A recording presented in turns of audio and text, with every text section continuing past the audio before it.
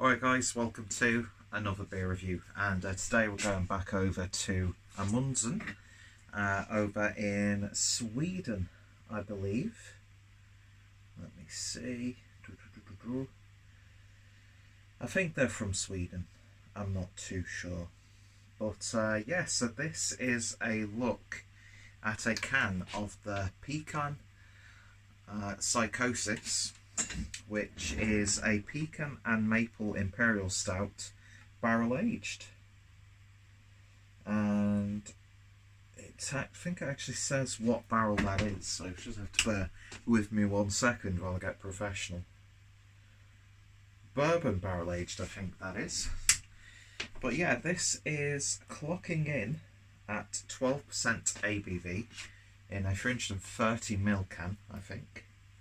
I'm used to seeing the Amundsen stuff in like 440s and 500s, but for an imperial stout, it's actually nice to get a 330 and not a big can, as much as I enjoy that. So it makes it just that a little bit more sessionable. But yeah, this just sounds absolutely insane, and I know that Amundsen do some really awesome imperial stouts, and especially the sort of pastry style stouts. I'm actually about to go live with a few people over on Harry's channel for Macro weekly or monthly, and we're going to be crashing back down to earth on that one, because I'm going to be looking at the Budweiser. But anyway, so let's get this opened and see what we get. Oh, nice pop there. Got this, oh god. That is just oozing out of the can in terms of aroma. My god, that was like a big hit of dessert. Yeah, got this from Honest Brew. It's one of those 360 cans and a very generous pour. Always appreciated. So yeah, got this from Honest Brew for a really good price, and that is pouring really nicely, especially for a barrel-aged beer. I do tend to find that I've gone a little bit off like bourbon barrel-aged stouts, because sometimes the bourbon can be a bit too intrusive, and sometimes the body can just be a little bit thinned out because of the barrel. So it's been a little while. I think it was the last one that I had was on Imperial Stout Week, which was actually only 6 reviews because I'd forgotten to upload one.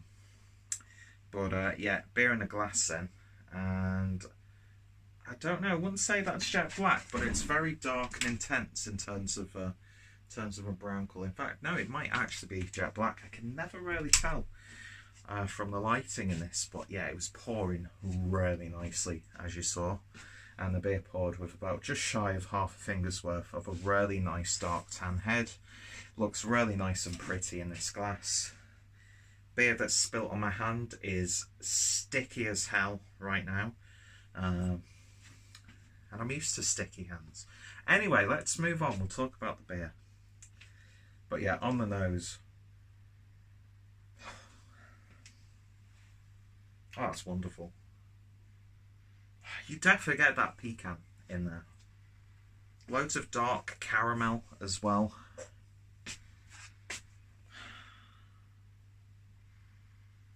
The maples add in not necessarily a sweetness, but that sort of like slight sweet earthiness.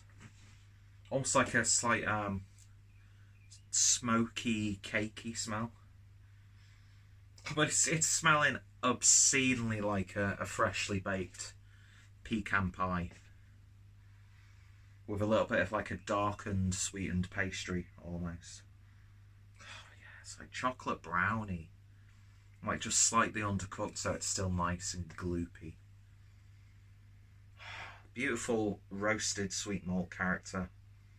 It's almost like they've caramelised malts and then brewed with them. But yeah, you get in the nose, you're getting exactly what you expect from the illustration, from the description. It's pecan pie in a beer, with that ABV masked ridiculously well. So this is brewed with water, malted barley, oats, lactose. What else? Hops, yeast.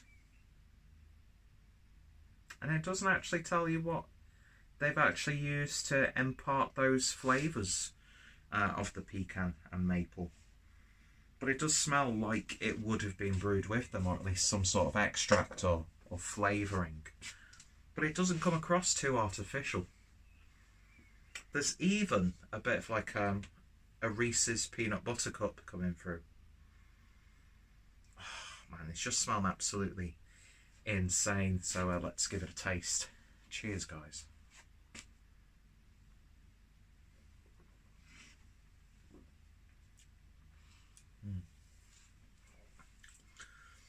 Body's velvety, smooth, silky, little bit thin, but not thin. It's still a bold, a decadent feel in the mouth.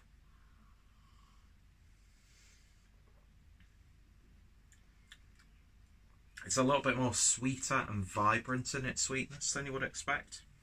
On the nose, you get these like really dark, condensed, caramelized brown sugars, you know, like chocolate, fairy cake, buttercream, that sort of thing. But it's a little bit more vibrant.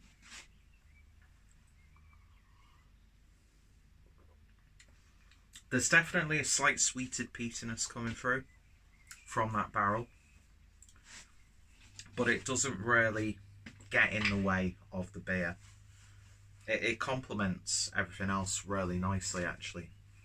And flavour wise, this is just insane. Absolutely insane. It's like maple syrup on your pancakes, and it's like pecans caramelised in maple syrup with a bit of like a nice dark buttercream. It's almost like your grandma's baking in a glass. And the only tiny nitpick I would have is the body's just like not even like 0.1% too thin. And that's the entitled beer drinker speaking out there. That's like not even going to make a difference to the score. Do you know what I mean? It's just so insignificant, because this is a gorgeous little beer. And it's not little, and it doesn't taste like it's a big beer. It's ridiculous how well the alcohol is masked in beers like this, especially when it's a really rich, decadent, sweet tasting beer. Bit of loads of pecans. A little bit of a subtle sweetened peanut butter.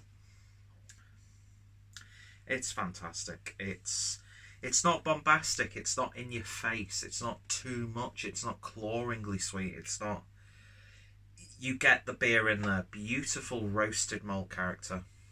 Lovely sort of gentle earthy hops just to counteract that sweetness.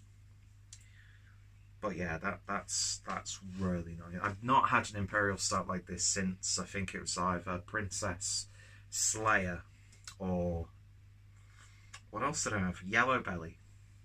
It's definitely up there with those beers. That's just wonderful. It really, really is.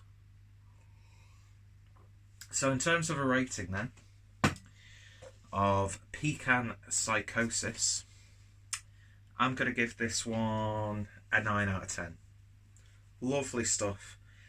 File this brewery under I don't know why I don't drink more of their beers, because 90% of the beers I've had from these guys have just been absolutely top draw. And yeah, this is a lovely, lovely beer. Highly, highly recommended. If you come across it, give it a try. If you like big pastry stouts, you're going to really enjoy it. Especially when they're a little bit sensible. And they you know, they don't overpromise, but they rarely deliver.